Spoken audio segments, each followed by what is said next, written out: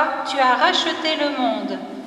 Alléluia, Alléluia, Alléluia, Alléluia, Alléluia, Alléluia, Alléluia.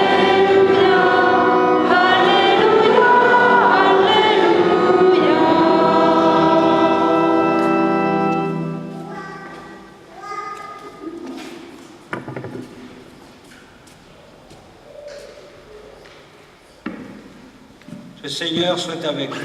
Et avec votre esprit. Évangile de notre Seigneur Jésus-Christ selon saint Jean. Gloire à toi, Seigneur. Nul n'est monté au ciel, sinon celui qui est descendu du ciel, le Fils de l'homme. De même que le serpent de bronze fut élevé par Moïse dans le désert, ainsi faut-il que le Fils de l'homme soit élevé, afin que tout homme qui croit obtienne par lui la vie éternelle. Car Dieu a aimé le monde, il a donné son Fils unique. Ainsi tout homme qui croit en lui ne périra pas, mais il obtiendra la vie éternelle. Car Dieu a envoyé son Fils dans le monde, non pas pour juger le monde, et pour le condamner, mais pour que par lui le monde soit sauvé. Acclamons la parole de Dieu.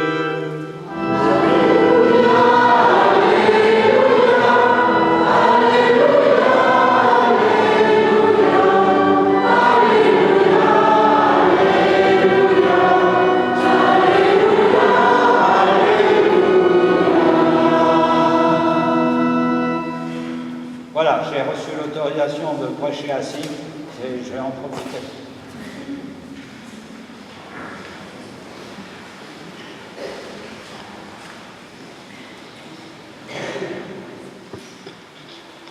Il y a certaines communautés, certaines populations chrétiennes qui ont l'habitude de fêter la croix glorieuse d'une manière un peu particulière.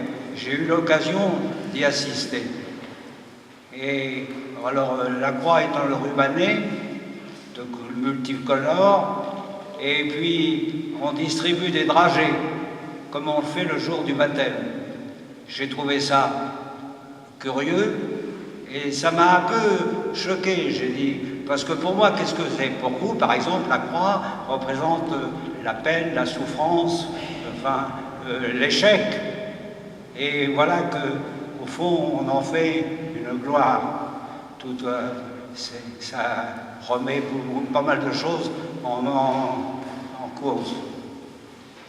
Voilà.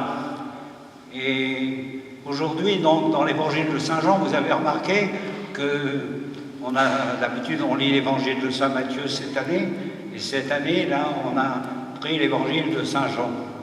On a pris l'évangile de Saint Jean. Et c'est l'entretien de Jésus avec Nicodème. Qui c'est Nicodème? Nicodème, c'est un savant, c'est un docteur de la loi, donc il connaît beaucoup de choses. Et au fond, ce Jésus l'intrigue, ce prophète Jésus l'intrigue. Au fond, il voudrait comprendre. Et naturellement, comme il ne veut pas se compromettre, il va le trouver de lui. Voilà, on revient à se compromettre un petit peu, mais enfin, il ne faut pas exagérer. Donc il va le trouver de lui. Et Jésus va lui expliquer qu'il lui faut renaître. Il va dire, ben, renaître. Il ne comprend pas, il a beau être un savant, il ne comprend pas. Vous savez, il faut renaître. Je ne vais pas remettre dans le sein de ma mère, dit-il. Et au fond, eh bien, il ne comprend pas très bien. Il renaître d'eau et d'esprit, et il s'agit bien entendu de notre baptême. Et Jésus va reprendre un vieux texte tiré du livre des Nombres, du Pentateuque, vous savez, les 5 premiers livres de la Bible, dans laquelle, eh bien, il est parlé du serpent de bronze.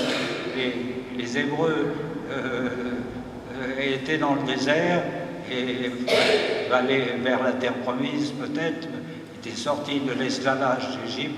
Et rouspéter, c'est pas un mot qui convient peut-être, hein, rouspéter, tempêter contre Dieu, enfin, quand les choses ne vont pas, c'est à cause de Dieu, et contre Moïse, bien sûr.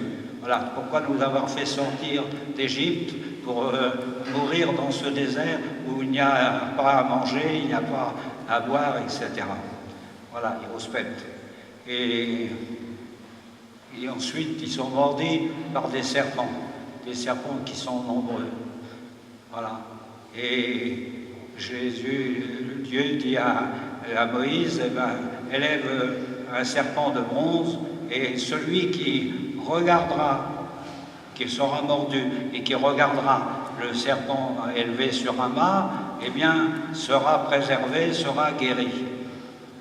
Alors, quelle est la différence avec Jésus? Jésus, quand je serai élevé de terre, il s'agit bien sûr de la croix, quand je serai élevé de terre, bien, au fond, je guérirai tous ceux qui regarderont vers moi. Et pas simplement guérir sur le coup, on peut faire une prière, vous savez, on peut faire une prière là ou ailleurs pour obtenir une guérison, ça c'est d'accord, mais c'est pas que ça. Il s'agit pour Jésus de donner la vie éternelle. La vie éternelle, et au fond, eh bien, quand Saint Paul dit, eh bien, il demande aux gens de vivre simplement, de vivre simplement, de vivre dans la simplicité et l'humilité. Et il leur dit, aux Philippiens notamment, il leur dit, vous avez un modèle, et ce modèle, c'est le Christ, Jésus lui-même. C'est le modèle. Lui qui était de condition divine, n'a pas retenu le rang qui l'égalait à Dieu, mais il s'est fait humble, il s'est fait homme, il est devenu le mystère de l'incarnation, et puis il s'est fait serviteur. Nous nous rappelons tous, bien sûr, de Jésus qui lavait les pieds de ses disciples en disant « Vous m'appelez Maître et Seigneur et vous avez raison car je le suis. Et si moi, le Maître et le Seigneur, je vous ai lavé les pieds, c'est pour que vous fassiez de même. » Voilà, c'est ce que Saint Paul dit à propos, au fond, de Jésus. Et je me rappelle dans les premiers temps, quand on a passé du latin au français, alors naturellement, quand c'était en latin, la plupart d'entre nous, on ne comprenait pas, alors, donc on ne réagissait pas.